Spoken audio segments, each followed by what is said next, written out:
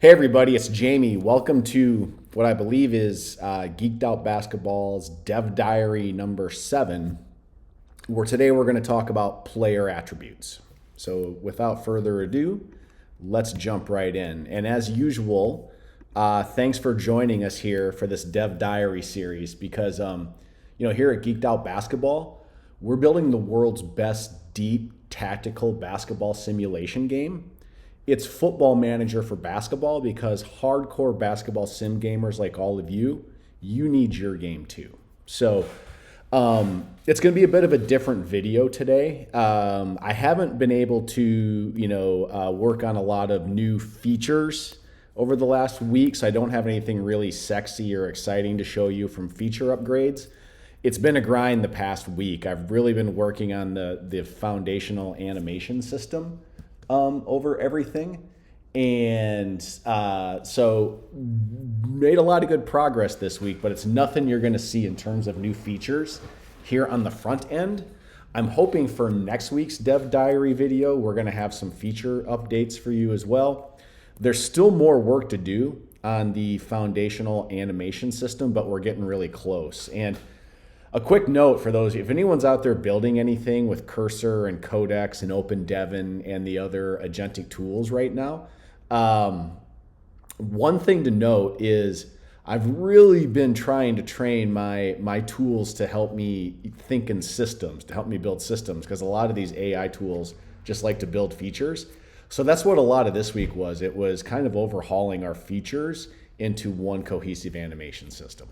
I'll get more into that in the future as well if you're interested, but let's jump into player attributes right now. So we're on the mode select screen, and here on the mode select screen, you can come down and you can click on any of these teams to see their rosters. So that's what we'll jump into. And I'm going to start this in grid view. Actually, you know what? Let's do this in player view. I think it's more fun to see the player headshots. And let's just take these one by one. I will start with Ronnie Rozier, and we'll kind of use him as our example for all of this. Let's do the screen. So actually what I would really like to do, if we could, it doesn't seem to be working. If we go back to the grid view, I need to work on some of the UI here, but let's look at the player card. Let's actually look at the player page. So we'll come here. So let's just go through each of these attributes one by one. You can see every player has his headshot. He has a year, freshman, sophomore, junior, senior, his height and his weight. And then he also has a jersey number up here as well. So when we get into talking about these attributes, we'll start here with the offense with SC. SC stands for scoring. And this may be the most foundational attribute to Geeked Out Basketball, because shots near the basket are the highest percentage shots in the game. So a player's ability to score near the basket in this game can't be understated. And the way to think about the SC attribute is pretty simple. The closer a shot is to the basket, the more this attribute comes into play. So think of post shots, think of drives to the basket, think of offensive rebounds. A lot of those shots really rely on the SC attribute. And then next is SH. And I would say, we're going to get into free throws later, but other than free throws, I think SH, which stands for shooting, is probably the most one-dimensional attribute in this game. A lot of our other attributes have a lot of things going on, which I'm going to get into. I'm not going to cover all of it because there's so much depth to how these attributes are used, but I'm hitting the major use cases for you. I can cover more in the future, but as we launch the alpha and you all start playing this game yourself, part of coaching is sort of like discovering this stuff for yourself. So we're not going to give away the entire secret sauce to this, but we are giving you enough information here so that you do get a sense for how these attributes impact the game. And the big thing for shooting is it's just outside shots, right? So while it's pretty one-dimensional, that is a very important dimension because your ability to score three-pointers and to hit outside shots, it's going to be paramount when coming back when you're when your opponent has a lead on you, different components like that. One thing to note too with SH SH does not impact free throws at all. So making a shot during a real life game situation versus making a shot at the free throw stripe are two pretty different skill sets. That being said, as you start to look at player attributes, other than rare instances, you probably will see a pretty consistent correlation that if a player has a pretty strong or a pretty weak SH score, you'll probably see the FT attribute living within that same range to a degree as well. And then also note, I think a good way to think about the balance of SC and SH and how they're used, if you've got a shot that's a post shot, a drive all the way to the basket, at the basket, or an offensive rebound, that's all SC. If you've got a three-pointer, that's all SH. But then shots in the middle, say your player's driving to the basket, but he gets stopped by the defense, so he has to pull up for a mid-range jumper. That's going to be a combination of SC and SH. Closer to the basket, more SC. Further away from the basket, more SH. Okay. Next, we'll get into inside defense is what I want to cover next. And this, pretty simple, is the ability to guard inside shots. It's also a defender's ability to guard a player posting up. So it's not a perfect inverse to SC, but it's pretty close to being a perfect inverse of SC. But the note is that there's really no posting up ability on SC from the offense side, but guarding the post up ID inside defense is going to play a role in that. And then one thing to note with like inside defense, it's an ability. It's the ability to score on defense. It's not strength. Strength is separate and something we'll get into later. So think of like scoring, SC as scoring ability, inside defense as inside defense ability. This is the talent, the ability to kind of like feel things, make things happen, use the hands, use the eyes, all that kind of stuff on the inside. And that these sort of like core abilities, when complemented with strength, when paired with strength, is what's going to determine the overall ability to make inside shots, guard inside shots, etc. And then next is outside defense. This is more multi-dimensional than its counterpart SH. Yes, outside defense is a player's ability to guard outside shots, which is pretty important. But it's also a player's ability to play perimeter defense. And then also just think of the multitude of non-inside defense situations like half-court traps, full-court presses, guarding a player on a fast break, trying to stop him from driving to the basket. If a player in a fast break gets to the basket and takes a shot near the basket, now ID is going to come into play. But in terms of the ability to stop the player from getting a good shot near the basket, that's going to be more OD. And then similar to SC and SH, ID and OD will start to come in and play together when you're talking about mid-range shots. So again, that's inside defense and outside defense.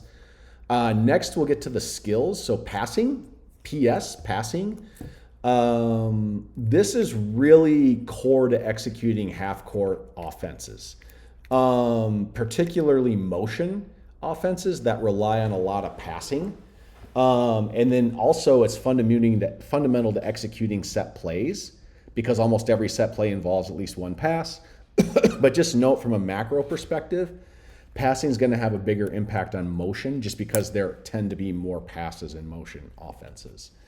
Also, it's important to note that a good pass is going to increase the ability of the shooter to convert a shot, whether it's an outside shot or an inside shot.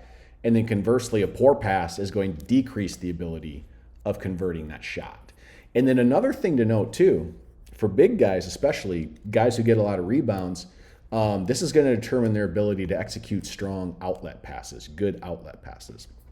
So a big man with a high PS score or a high-ish PS score is going to be a pretty valuable asset if you want to run a lot of fast breaks, especially if that big man gets a lot of rebounds and can instigate a lot of fast break situations. Excuse me. All right, next is BH, which is ball handling. And this is probably the most important attribute when it comes to avoiding turnovers, because not all, but many turnovers result from poor ball handling, right? Whether it's a double dribble or a travel or allowing a steal to happen. And so ball handling will play a pretty important component in that. Ball handling is also a very important skill when it comes to handling high pressure type of defenses. So think of full court presses, half court traps, but also high aggression setting half court defenses as well too are gonna, you're gonna need to have players with strong ball handling. It's obviously most important for your point guard because he handles the ball the most, but especially if you run motion offense, you're going to want all 5 of your players to have some ball handling ability to avoid turnovers and execute the motion offense. And then the other thing to note too, ball handling is a pretty important trait when it comes to players driving to the basket and then either taking the shot or dishing to a player. All right. Next is rebounding. So again, down here, rebounding is similar to inside defense and scoring in that I don't want you to think that strength plays a role in this because it doesn't. This is an ability attribute which is complementary to strength. So strength plus rebounding is going to give you your best chance at rebounds. But think of rebounds as it's really like a player's boxing out ability to get in position for the rebound, to kind of read the angle of the shot. And then it's just also, for those of you, who watch basketball or follow basketball, from some players, they have the attitude of a rebounder, right? Like it's just important to them and they focus on it. That's encapsulated in this trait as well. Next is agility. Now we're going to get into our physical traits. And excuse me, I got my notes over here. Just want to make sure I don't leave anything out for you all. So agility is AG, which is up here. And this is foot speed, very simply put. And it's really has the impact on driving to the basket, both the offensive player driving to the basket, but also the defensive player defending the drive to the basket. It's probably the most important trait for executing the drive or defending the drive. Another thing to note too, it's pretty important for both teams in full court press and half court trap situations. Obviously, players are going to be moving around the court, covering a lot of ground. So you're going to want to have high agility players. It's a bit more important for defense, but it's also plays a role for offense in those situations as well. When I say more important for defense, that's in full court press and half court trap situations. It does have a minor impact on outside shots when the shooter's coming off of a screen. So think of it as, roughly speaking, there are 2 types of outside shots. There's one where the player's already set, right? And then the pass is to him and he's already set and he shoots. Agility has no role in that. But if a player's coming off of a screen or moving into a position and catches the pass right away, agility is going to play a role in that. And then it does have a minor impact on setting screens and avoiding screens as well too. A little bit more for the defense avoiding screens, but it does play a role for both teams. And then staying within our physical traits, we'll go here to strength. This is ST, represents strength. Again, like I said, this is a highly complementary attribute to rebounding, inside defense, and scoring. It's going to make all of these attributes better in their given situations. And then strength is the major attribute when it comes to setting screens, both for the offense setting the screen, but then the defense fighting through the screen. It's a bit more important for the offensive player setting the screen in those situations because the defender has the option to kind of over rely on strength to fight through the screen or agility to work around the screen, or both. So, a high agility defender who can maybe work around a screen and have the foot speed to get back into defensive position is going to rely on that a little bit more. Whereas if you're setting a screen on like this guy, Ronnie, who has a 7 strength, he might choose just to fight through it because he might be able to overpower the screen a little bit as well too. And then the other note on strength is that it plays a role in offensive players converting their shots when they're fouled. So you could expect more 3-point plays from high ST players. Okay, next is endurance. That's ND right here, endurance. In my opinion, this might be the most important. I said scoring is the most foundational attribute to the game. I think endurance might be the most important. And so because what this does is this impacts all of the other attributes. As your players are playing throughout the game, their energy level decreases, and then that erodes their attribute values across the board on everything else. And so what endurance does is it determines the rate at which that player's energy level decreases. So a higher ND player is going to hold up better throughout the game. You can keep him in longer. You don't have to sub for him quite as much. Higher ND players are going to be better in fast-paced situations like half-court traps, full-court presses, fast breaks, high-tempo half-court offensive sets. And then I think that's pretty much it with endurance. Yeah, those are the main things to know. But to me, endurance is I think is the most important attribute. And when we get into training and I show you guys training and build that in here, you're going to see you're going to have the option to run conditioning with your team, and that's going to increase your players' ND scores to a degree as well. Okay, next is IQ. So that's basketball IQ. And so this is the most intangible attribute across the board of any of these. It plays an impact on almost every component of the game. A player's basketball IQ, sometimes to a minor degree, sometimes to a bit more of a major degree, is going to play a role in their ability to execute all types of situations. You're probably going to feel this the most, and it's going to be the most important in motion offense, which relies on a lot of reading and reacting, and zone defense, which also requires a lot of reading and reacting from your zone defenders. But I think a good rule of thumb is if you see or feel your player just being in the right place at the right time or just kind of making a timely play, that's very likely the result of having a strong basketball IQ. And then one thing to note with basketball IQ, that this attribute becomes even more important, or becomes more important in clutch situations for almost everything. Taking a shot, defending a shot, making a pass, making a free throw, making a read. When the game is on the line, it's the high IQ players that are going to tend to make key plays for you. And then lastly is free throws, and this is the most one-dimensional trait in the game. It's pretty much, it's just responsible for free throws. It doesn't touch anything else, and it's almost, I would say, 100% responsible for free throw ability. But I can tell you basketball IQ does play a role, and then obviously endurance plays a role as well, because a player's free throw ability is going to erode based on their energy level, just like all of their other abilities. All of their other attributes.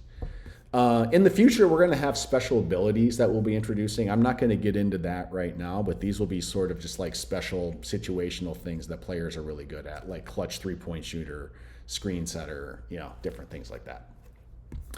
So with that, let's maybe jump in and just kind of look at a couple players as examples. One guy here is this guy, Kent McManus. To me, he's a pretty interesting player because he's very one-dimensional, right? 9 shooting, 9 free throws. He does have a 5 passing, which is kind of nice.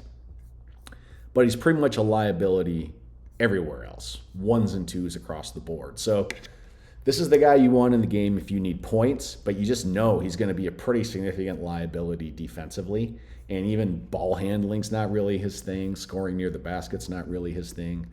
But on the other hand, you got this guy here, Zenon Fletcher. He's good at almost everything, but this guy is your prototypical point guard. A 10 passing, an 8 ball handling, an 11 basketball IQ. He has strong agility at 8, strong outside defense at 8. He has a high endurance score, so he's going to hold up well. So you kind of see how this is one of the best players in the game. He's easily the best point guard in the game. And then I actually want to show you guys a couple big men here for Morristown, just to show you a difference. So there's Carlton Bonner, which he's your prototypical big guy. 8 scoring, 9 inside defense, 9 strength, 8 rebounding. He hits the core 4 for the big man, right? But 4 endurance, so you're going to have to give him some breaks, but he does hit the core 4. Whereas Kwame Castor is also a big man, but a bit more unconventional, right? Not as high on scoring. He's higher on shooting, though, with an 8 shooting. He's also strong, He has an 8 strength and he has 9 rebounding, 8 inside defense, right? So really he hits a different core 4. He's not an inside scorer, but he's an outside shooter. He has low agility as well too. So you're going to want to, like, if you're going to get him outside shots, you're going to want to do them a lot where he's already set up and in position. He's also a good passer for what it's worth. And I can't remember, is Bonner a good passer? Decent. I mean, so he's decent with an outlet fast break. And then, they also, especially in motion offenses, will be making passes in the motion as well, or in the half-court offense as well. And then lastly here, let's just take a look from a macro team perspective. I'll keep this on grid view with 4 corners, but they're knowing as sort of like the high-energy team, right? And look at all these endurance scores, 9, 9, 11, 7, 5, 3, but then 6, 8, 3, 6. If you compare and contrast these to endurance scores top to bottom across the board for other teams, they have a significant advantage. And their 4 best players are 9, 9, 11, and 7. So their core 4, and even their 5th guy is a 5. And then, this guy, Warren Davis, is a super big guy, right? 6'7", 265, so he's fatiguing faster. But then you kind of get down here, and 3 of the next 4 are 4, 8, 7, right? So you've got down here, 6, 8, 6. So you've got a really high endurance team. So this 4 corners, this is the type of team that's just custom made to run fast breaks and full court presses and keep a high aggression level throughout the entire game, which if your opponent, especially if they have poor ball handlers, you can create a lot of situations that are in your favor. So I hope this sheds a bit more light on player attributes for all of you. If you have any questions, go ahead and leave them in the comment. And then we are getting closer to launching the alpha. So if you want to be the first to know when we launch the alpha, the link is in the description. It's gobalpha.com. And once again, if you've watched the video here till the end, if you could like and subscribe to the channel, I would hugely appreciate that. And then also, if you know of any other hardcore basketball sim game fans who would be into a game like this or might be, please share. I really want to get the word of mouth out, because just the more people we get watching these videos and into this game, the sooner we're going to be able to get this game with some traction. And the ultimate goal with this game is to build a 128-person multiplayer league where you're all coaching and leading your own high school program. And it's in franchise mode, so players are aging. You're going to be and graduating out. You're going to be recruiting. You're going to be training up your players. You're going to be setting coach settings. There's going to be tournaments at the end of every season, conference tournaments, regional tournaments, and then a league-wide tournament. So we're really excited to get there. And the more momentum we can get with followers on this and people staying in tune and becoming part of our community, the quicker we're going to be able to get this built and get it launched. So as usual, thanks again for watching until the end, and we will see you all next week for Dev Diary number 8.